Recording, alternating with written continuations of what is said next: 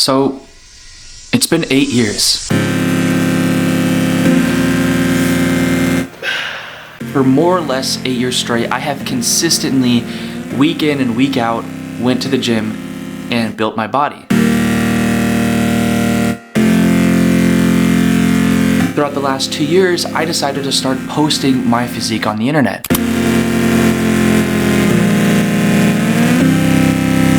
Along with all the praise and even some of the hate came a lot of questions, mainly from people trying to grow their physique themselves, and I would always try my best to respond to their comment with as much useful information as I could, but it always felt like I was just leaving something out, or perhaps maybe my response wasn't entirely comprehensible.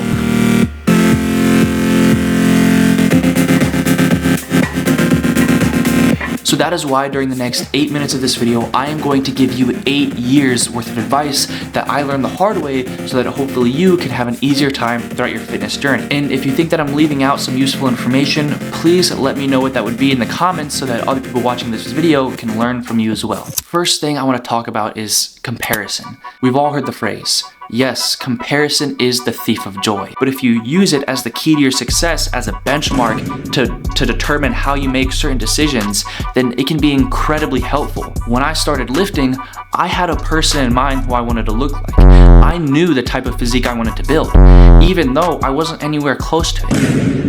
However, I did not let that comparison discourage me from lifting weights. In fact, it can be more helpful than it could be discouraging, because the worst that can happen when you're comparing yourself is you just quit and you just go back to what you were doing before. But the best that can happen when you are comparing yourself is to use it as a key for motivation and as a key benchmark of what you want to do, and so it affects your decisions, conscious and subconscious, and eventually after 5, 10, 15 years, you get to that level that you were comparing yourself to. Second thing I want to talk about is record everything. Not just literally like with the camera, but take progress pictures quite often. I have several pictures from when I first started taking lifting seriously all the way up until now, and I'm so happy that I took those pictures and kept those pictures. In fact, I'm honestly kind of regretting that I didn't take more. Looking back after you accomplish some of the things you want to accomplish and seeing yourself and remembering how you thought back then when you were in their shoes, thinking, oh, this isn't gonna happen, this might not work out, with all this doubt, it's so satisfying actually being in the position where you accomplish some of those dreams and looking back through the pictures and through the memories and thinking, I did it. Which is then going to give you enough motivation to continue on to your next goal. Number 3 is set quotas for yourself. Now for fitness, let's say you want to hit a new PR. For example, at the end of June, I want to hit a 10-pound increase on my bench PR, or perhaps a weight goal. At the end of June, I want to get down to this weight or up to this weight. I want to get at this body fat percentage. I want to look this way.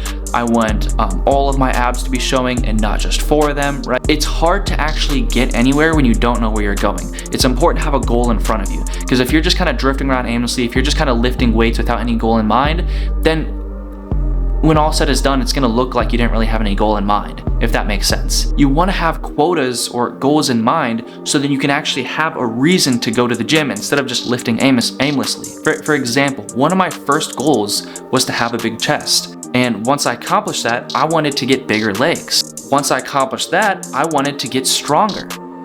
And a lot of these goals are subjective. It depends on your own subjective perception of when or how you think you accomplished it. But once I hit a bench PR of 340 pounds, I decided, you know what?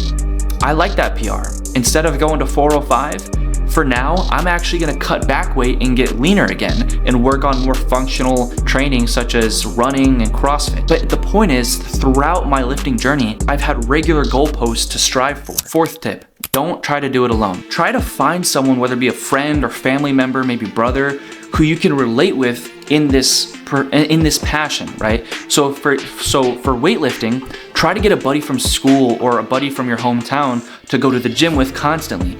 Try to help each other build your physique. That is gonna help so much, because not every day are you gonna feel like going. Some days you're gonna be completely healthy, you're not gonna be sore, but your mindset is just gonna be messed up and you're not gonna go to the gym. And while that might happen maybe 3 to 4 days a month, after a year, that's like 20, 25 days, almost a month that you just could have gone to the gym that you didn't. So after like, 10 years of lifting, you've really only lifted 9 years, if that kind of makes sense. Because all the days you could have spent working out that you didn't, that you were completely healthy and you weren't sore at all, you missed out on. And that's why we see a lot of times people who have been working out for a long time that don't necessarily look like they have because they've been treating it casually, compared to someone who's been working out for the same amount of time, but they took more advantage of that time and they look better.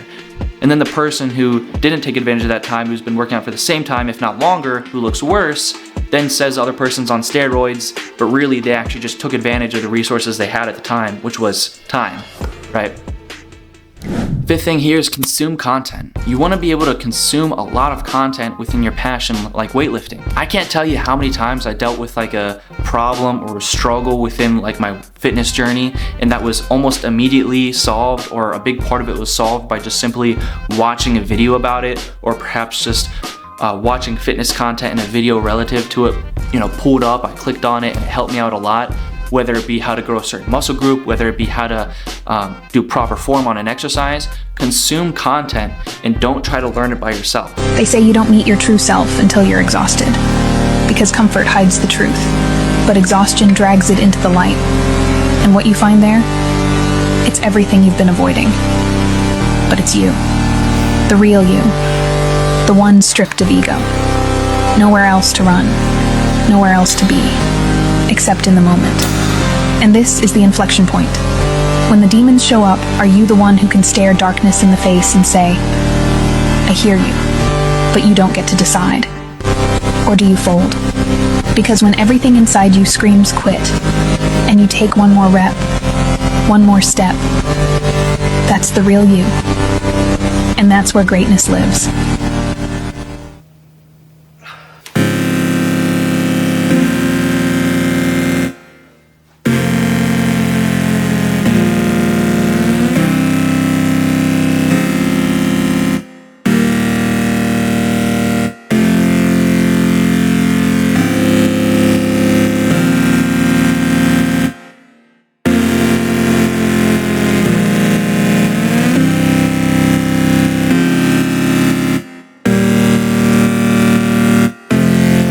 That's about it for this video, guys. If you enjoyed, consider subscribing. I'll see you in the next one. Peace.